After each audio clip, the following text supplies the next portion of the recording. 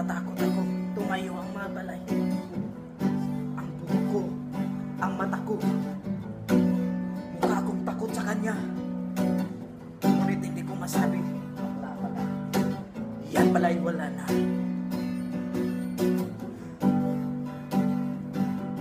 Pag nakaupo sa eskinita, sa elevator sa paisan, may kasama siyang iba, di ko siya kilala. Natatakot ako sa kanya, kasi mukha niya isang pirata. Minsan ko lang siya nakita sa ospital. Akala ko ay multo na. Napasigaw ako sa kanya, aalis ka. Natatakot sila. Multo sa paningin ko.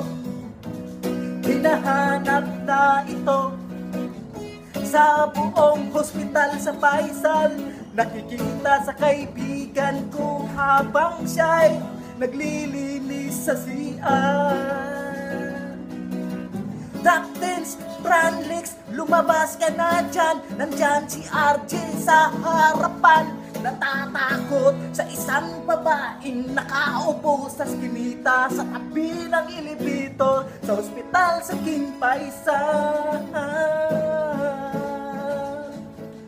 Buti na lang dumating ang food service, nagde-deliver ng pagkain sa lahat ng department, kung saan ang mga pasyente ay may kanyang